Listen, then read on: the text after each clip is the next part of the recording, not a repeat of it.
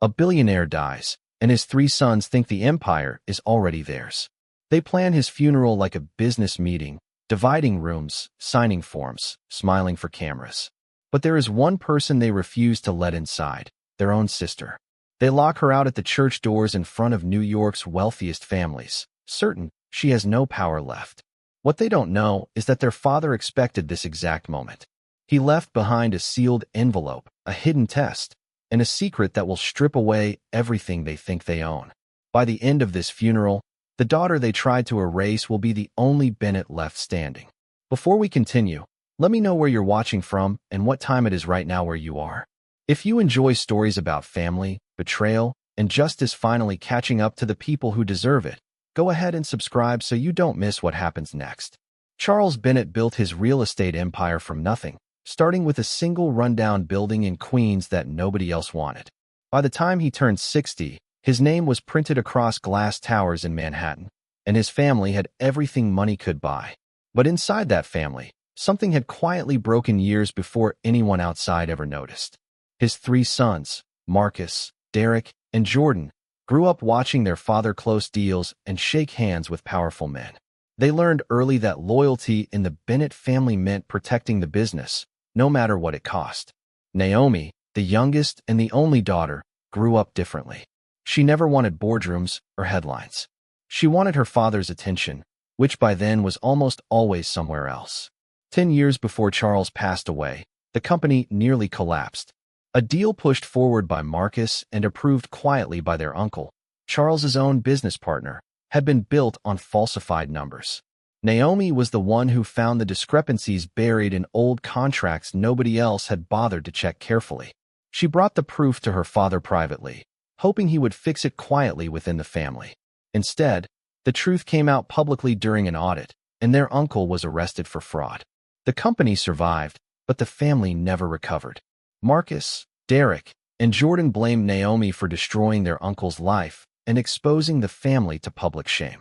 Charles never told his sons the truth about who actually saved the company that year. He let them believe whatever made peace easier in the house, and slowly, Naomi became the outsider. She stopped attending family dinners. She stopped being invited to anything that mattered.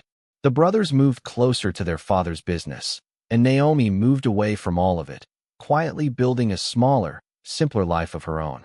For years, the distance felt permanent. Naomi built a modest accounting firm in Brooklyn, far from her father's glass towers, and she rarely spoke to her brothers except at obligatory holidays that always ended in tension. She told herself she had made peace with being the family's mistake, the daughter blamed for telling the truth at the wrong time. Then, 18 months before Charles died, his health began failing quickly. Cancer spread faster than his doctors expected, and his sons responded the way they always had, by focusing on the business instead of the man. Marcus took meetings about restructuring leadership. Derek negotiated new property deals. Jordan handled public relations, making sure the press never saw weakness in the Bennett name. Naomi heard about her father's diagnosis from a family friend, not from her brothers. Without telling anyone, she started visiting him quietly at the hospital, then later at the private estate where he spent his final months. She brought him simple meals he actually liked, sat with him during long nights, and paid privately for additional nursing care her brothers never noticed was even necessary. Charles never told his sons that Naomi was visiting. He asked her not to mention it either, afraid it would create another argument he no longer had the strength for. During those quiet visits, he finally told her the truth about the fraud case from years earlier, admitting that he had let his sons believe a lie because it was easier than facing his own mistakes as a father. Naomi didn't ask for an apology, and she didn't ask for money. She simply kept showing up, week after week, long after most people would have given up trying to reach a man who had let her become invisible. Charles began to see, clearly and painfully, which of his children had truly stayed loyal to him as a person, not loyal to his fortune. In his final weeks, Charles asked his longtime attorney, a sharp and quiet man named Walter Hayes, to draft something unusual into his estate documents. He didn't explain every detail to Walter, only that it needed to remain sealed until after the funeral, and that it had to be read in front of the entire family, not delivered privately to anyone. Charles passed away on a quiet Tuesday morning in early spring, with Naomi sitting beside his bed. His sons arrived hours later, already discussing funeral logistics, board meetings, and press statements before they had even processed that their father was truly gone. Naomi stayed silent through all of it, holding the small sealed envelope her father had pressed into her hands just days before he died. He had told her clearly not to open it, and not to mention it to anyone until the right moment arrived. She didn't fully understand what he meant, but she trusted him enough to wait, even as grief settled heavily over everything else happening around her. The funeral was scheduled at a large historic church in Queens, the same neighborhood where Charles had purchased his very first building decades earlier. Hundreds of guests were expected, including business partners, politicians, and journalists eager to cover the passing of one of New York's most recognizable self-made billionaires. Marcus, Derek, and Jordan treated the event less like a farewell and more like a public announcement of who would lead the company next. 2 days before the service, the brothers met privately to finalize the guest list and the order of speakers. Marcus suggested, almost casually, that Naomi shouldn't be given a seat near the family section. Derek agreed quickly, reminding everyone how their uncle had suffered because of her years earlier. Jordan, always concerned with image, said it would be cleaner if she simply wasn't seen at all that day. None of them called Naomi to tell her this directly. Instead, they quietly instructed the private security team hired for the funeral to deny her entry if she arrived, claiming it was a small, controlled service for close family and important guests only. They convinced themselves this was protecting their father's legacy, when in reality, they were protecting their own comfort and control over the empire he left behind. On the morning of the funeral, Naomi dressed carefully in simple black clothing, the sealed envelope tucked safely inside her coat. She arrived early at the church, expecting nothing more than a quiet seat somewhere in the back, far from the cameras and the crowd gathering outside. As she approached the entrance, 2 security guards stepped in front of her, blocking the door politely but firmly. They told her the service was restricted to confirmed guests only, and her name wasn't on the approved list. Naomi tried explaining who she was, but the guards had already been instructed exactly how to respond, no matter what she said. Several guests near the entrance noticed the exchange, whispering quietly to each other as Naomi stood outside in the cold, watching people she barely recognized walk past her into the church where her father's body waited. She didn't argue loudly or cause a scene. She simply stood there, holding the envelope tightly, refusing to leave even as humiliation settled over her in front of strangers. Before we continue, I want to ask you something. If you were standing outside that church, locked out by your own brothers in front of everyone, would you have walked away quietly, or would you have stayed and waited for the truth to come out? Let me know in the comments below. Inside the church, the service began without her. Marcus stood near the front, greeting business partners with practiced warmth, while Derek and Jordan exchanged quiet glances confirming that their plan had worked exactly as intended. For a moment, it seemed like Naomi had simply been erased from her father's final goodbye, just as they had hoped. Then, just as the priest prepared to begin the formal eulogy, the side doors of the church opened, and Walter Hayes walked in, dressed sharply, carrying a leather folder under his arm. He moved directly toward the front of the church, interrupting the priest with calm but unmistakable authority, asking everyone to wait before the service continued any further. Marcus stood up immediately, visibly irritated, asking Walter what could possibly be more important than honoring their father properly. Walter looked at him steadily and explained that Charles had left very specific instructions that required the entire family to be present, including Naomi, before any part of the service could continue. A noticeable murmur spread through the church as guests turned toward each other, confused about who Naomi even was. Derek quickly tried to explain that she wasn't part of the official family proceedings, but Walter cut him off firmly, stating that Charles had anticipated exactly this kind of response from his sons. Walter asked someone to bring Naomi inside immediately.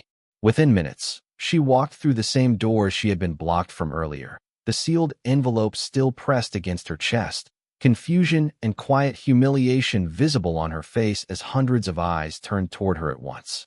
Walter addressed the entire room calmly, explaining that Charles had grown deeply concerned in his final months about how his children might treat each other once he was gone. He revealed that Charles had specifically predicted his sons might try to exclude Naomi from the funeral, viewing it as the clearest possible sign of who truly respected their father's wishes. He explained that the sealed envelope given privately to Naomi was never meant to be opened by her.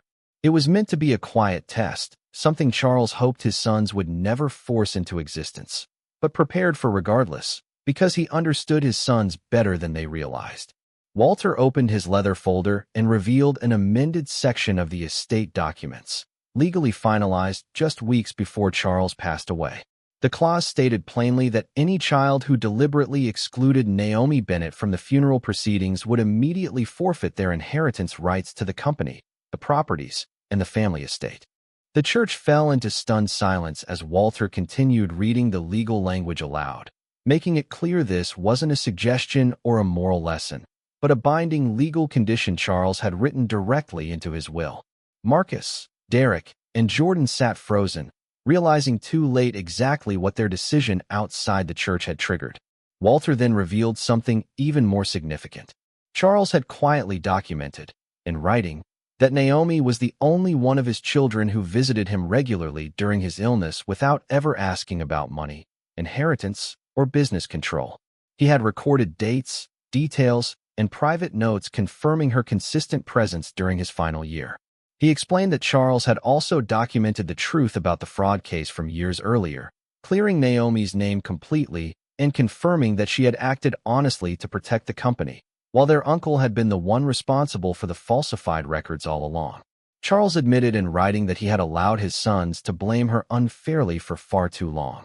Gasps spread through the church as guests who had known the Bennett family for years began whispering, suddenly understanding why Naomi had quietly disappeared from family events for so long. Marcus tried to interrupt again, insisting this couldn't be legally enforceable, but Walter calmly reminded him that Charles had prepared everything with full legal counsel, fully expecting this exact reaction. Derek turned toward Naomi, his expression shifting from anger to something closer to disbelief, asking quietly why she had never told anyone the truth about those final visits. Naomi answered simply that their father had asked her not to, and she had respected his wishes, even when it meant continuing to carry blame she never deserved in the first place. Jordan, normally calm and image-conscious, finally broke down slightly, admitting in front of everyone that they had assumed Naomi wanted nothing to do with the family, when in reality, they had pushed her away years earlier and never once tried to repair it themselves. Walter explained that under the terms of the will, full control of Bennett real estate holdings, including the company's leadership, properties, and personal estate, would now transfer entirely to Naomi Bennett, effective immediately. The brothers would retain only minor personal items their father had specifically set aside for them, nothing connected to the company they had built their entire identities around. The church remained silent for a long moment as the full weight of the decision settled over everyone present. Naomi stood quietly near the front, the sealed envelope finally meaningless now that its purpose had already been fulfilled through her father's careful planning, rather than anything written inside it. After the service concluded, Naomi stepped outside into the same spot where security had blocked her hours earlier, now surrounded by guests who suddenly wanted to speak with her, shake her hand, and welcome her properly into a family that had ignored her for over a decade. She accepted their kindness politely, though her mind remained focused on her father, not the company now legally hers. In the weeks that followed, Naomi made careful decisions about the company her father built. She kept experienced employees who had worked loyally for years, protected ongoing projects that affected thousands of families across New York, and slowly began restoring relationships that had been damaged long before her father's death. Marcus, Derek, and Jordan eventually approached her separately, each one offering quiet, imperfect apologies that acknowledged how deeply they had misjudged her for years. Naomi listened carefully to each of them, choosing forgiveness without forgetting the years of exclusion that had shaped so much of her adult life. She didn't punish her brothers further than their fathers will already had. Instead, she offered each of them smaller roles within the company, not out of guilt, but because she genuinely believed people deserved the chance to rebuild trust through actions rather than apologies alone.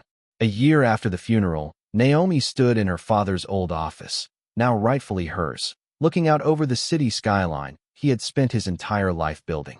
She thought about the envelope she never had to open, the truth her father had quietly protected for her, and the family that had finally, painfully, learned what loyalty actually meant. The daughter they once tried to lock outside the church doors had become the one person holding everything together, not through revenge, but through the same quiet patience and honesty that had defined her all along. If this story moved you, let me know your thoughts in the comments below. Tell me what part stayed with you the most. Don't forget to like this video, subscribe for more stories like this one, and share it with someone who needs a reminder that the truth always finds its way out eventually.